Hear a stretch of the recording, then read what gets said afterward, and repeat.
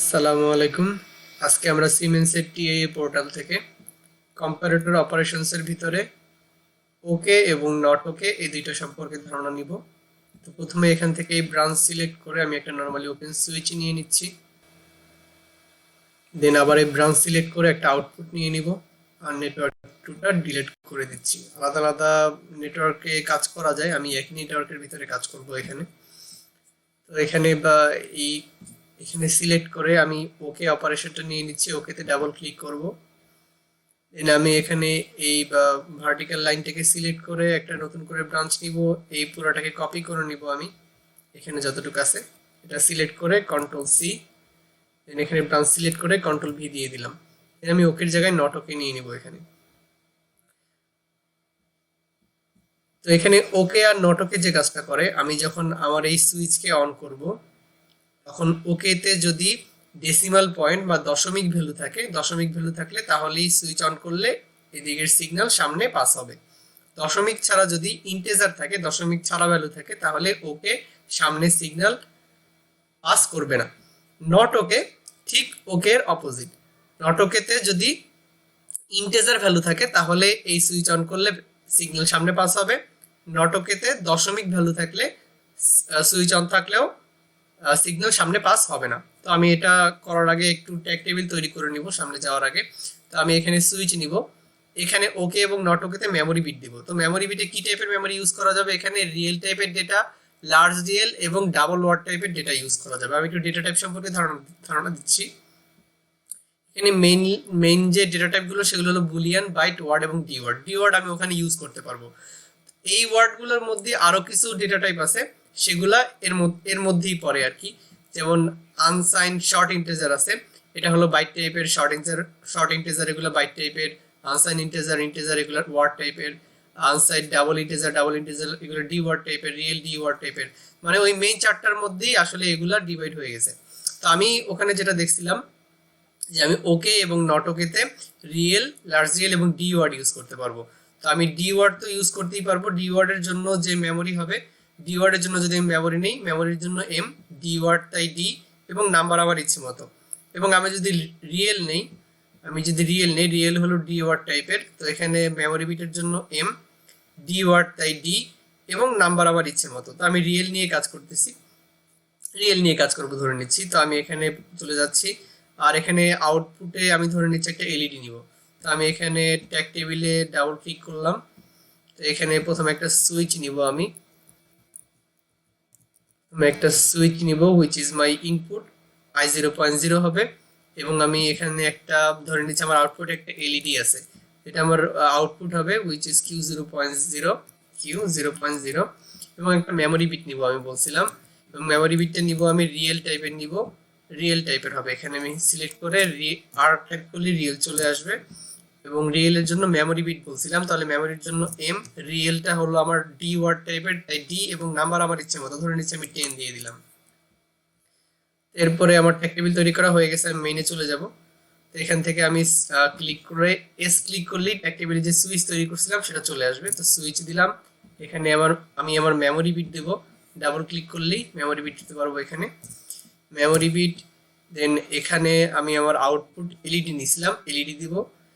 দেন এখানে আবারও সেম জিনিস, সুইচ, এখানে আমার মেমোরি বিট আসবে, মেমোরি বিট, অ্যান্ড এখানে এলইডি। ওকে, আমার কোড ডান। এখন আমি এটা এক্সপ্লেইন করব কম্পাইল করার মাধ্যমে, আসলে কি হচ্ছে প্র্যাকটিক্যাল দেখাবো এখানে।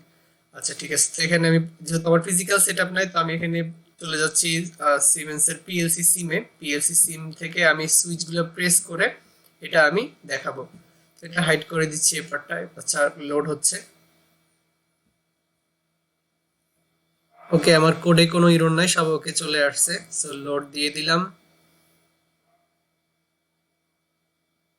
দেন এখান থেকে নো অ্যাকশনের জায়গাতে আমি স্টার্ট মডিউল দিয়ে দিব, তাহলে আমার এই পিএলসি সিম স্টার্ট হয়ে যাবে। Then finish. আমার পিএলসি সিম ওপেন হয়ে গেছে, অন হয়ে গেছে। তো এখানে আমি সুইচগুলো প্রেস করার জন্য আমাকে এখানে ক্লিক করতে হবে, সুইচ টু প্রজেক্ট ভিউতে চলে যেতে হবে। সুইচ টু প্রজেক্ট ভিউতে ওখানে গেলে আমি আমার এই যে সুইচগুলো তৈরি করছিলাম, এই সুইচগুলো আমি প্রেস করতে পারবো। আমার সুইচ প্রেস করার পেজ চলে আসছে।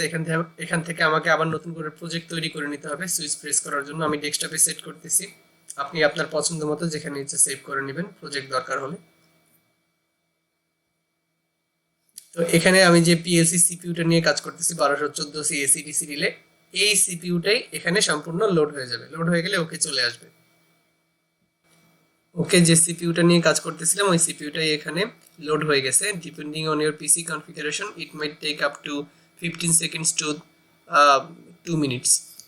তো এখানে আমি সিম টেবিলে ক্লিক করব। সিম টেবিলে ক্লিক করার পরে সিম টেবিল 1-এ আমি ডাবল ক্লিক করব। ডাবল ক্লিক করলে এখানে ট্যাগসগুলো লোড করা যাবে। তো এখানে আমি লোড প্রজেক্ট ট্যাগসে ক্লিক করব। যে ট্যাগসগুলো আমি তৈরি করছিলাম এগুলো এখানে লোড হবে। লোড হয়ে গেছে। তো এখান থেকে আমি যেটা করব এটা কম্পাইল করে নিব একবার। কম্পাইল করে নিচ্ছি, লোড দিয়ে দিলাম।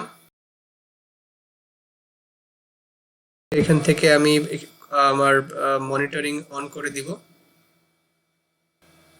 আমার মনিটরিং অন হয়ে গেছে। তো এখানে আমি যেটা করব, আমি ওকে বলছিলাম, ওকেতে দশমিক ভ্যালু থাকলে আমার সুইচ সিগন্যাল এদিকে পাস করবে, আর নট ওকেতে যদি ইন্টিজার ভ্যালু থাকে, দশমিক ভ্যালু ছাড়া থাকে তাহলে পাস করবে। তো আমি প্রথমে দশমিক ভ্যালু দিয়ে দিচ্ছি। তো এটাকে সিলেক্ট করব, সিলেক্ট করে এখানে ডাবল ক্লিক করব।